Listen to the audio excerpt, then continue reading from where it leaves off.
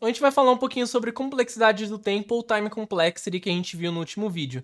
Então, o que é a complexidade do tempo, como a gente pode identificar, como a gente pode começar a entender esse conceito, né? Então, de forma simples, é a forma de termos uma noção de quanto tempo o nosso código levaria para terminar a execução. Não exatamente, mas a gente consegue ter uma noção da complexidade do nosso código. Então, quão complexo é o nosso código ao ponto de quanto mais input, mais tempo ele vai demorar. Então a gente consegue ter uma noção da complexidade que está o nosso código e é chamado de time complexity nesse caso. Então o input recebido nos ajuda a ter uma ideia de como o nosso algoritmo vai performar. Então, quanto maior o número que você recebe, por exemplo, no input de alguma variável, bem possivelmente ele vai executar mais devagar nesse caso, assim como o exemplo que a gente utilizou no último vídeo. Então, se o seu código utiliza um número, utiliza um input para cada vez que o input é enviado, o tempo de execução do projeto aumenta, então o input do seu projeto pode aumentar em muito a complexidade do seu código também. Então, vamos supor aqui os nossos dois códigos que a gente estava utilizando nos últimos vídeos, que é o do Natural Numbers, né?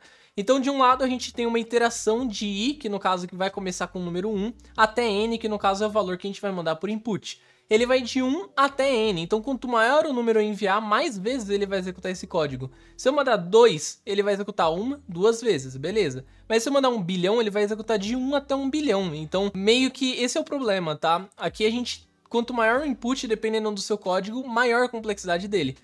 Aqui no Natural Numbers, do lado da direita, continua o mesmo cenário. Quanto maior o número, mais complexidade ele tem. Só que o ponto é que ele não vai ter a mesma complexidade, crescer de uma forma exponencial praticamente, da mesma forma que o Natural Numbers da esquerda com uma iteração cresce, e a gente vai ver isso agora no exemplo. Então vamos para o código, vamos entender a diferença rápida aqui entre os dois, tá? Esse código aqui não vai estar no GitHub ainda, porque é um código simples, só para mostrar para vocês a diferença de tempo. Mas os próximos vídeos que a gente tiver, basicamente, que a gente for criar aqui no nosso projeto, vão estar no GitHub, no repositório Data Structures Go. Vou deixar o link na descrição. E esse código aqui, se você quiser utilizar ele, que é um código super simples, eu vou deixar o Go Playground na descrição, tá? Vou deixar o link na descrição, se você quiser acessar, beleza? Então aqui a gente deu um time start a partir de time.now. A gente mandou executar o findSum, que no caso é a função que usa a fórmula que a gente aprendeu, e o timeEnd, que no caso é o time.now, para poder executar e saber a diferença de tempo entre ele, tá? E a gente tem o findSum iterate, que no caso vai fazer a mesma coisa, só que iterando os números até achar o resultado. E a gente vai printar a diferença entre os dois tempos em milissegundos, tá? Se a gente diminui aqui o tempo, por exemplo, e a gente roda aqui o findSum com a fórmula, ou seja, com o código performático, a gente vai ter que a execução dele demorou 0 segundos, tá vendo? Então, 0 segundos ele demorou para executar. Beleza, milissegundos nesse caso. Se eu agora colocar o findSum iterate aqui e mandar executar da mesma forma, ele também vai printar 0, ou seja, como o input é menor, ou seja, o input não é tão grande, ele consegue executar em menos de 1 milissegundo nesse caso, né? Por isso que ele printa 0, tá? Então, beleza, ele conseguiu aqui printar 0, conseguiu executar. Mas e se eu aumento o valor do payload agora? Colocou um payload muito maior aqui. Se eu colocar o findSum novamente, que no caso é a fórmula, e eu mandar executar, ele vai executar também em 0 milissegundos, ou seja, mesmo com o input aumentando, ele continuou tão performático quanto. Não tanto, porque pode ter mudado alguns nano ou microsegundos, tá? Mas continua abaixo de 1 milissegundo.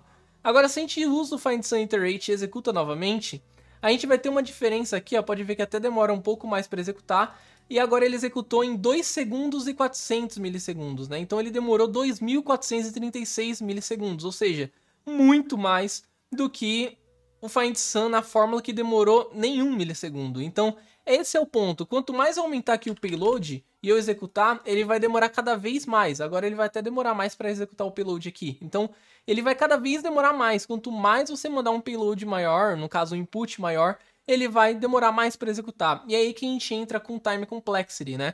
Porque quanto mais o input aumenta no seu projeto, talvez mais a complexidade e o tempo de complexidade dele vai demorar. Então, ó, tá executando aqui ainda, então ele não termina nunca. Esse é o ponto. Então, vou até cancelar aqui a execução para a gente utilizar o outro. Se eu colocar agora o findSum e eu mandar executar da mesma forma com o mesmo input, tá lá 0 novamente. Então, ele continua com a mesma performance, muito melhor do que a iteração. E é basicamente assim que se inicia a análise de um algoritmo, beleza? Então, a gente vai começar a entender isso e um pouco mais sobre Space Complexity no próximo vídeo. Falou!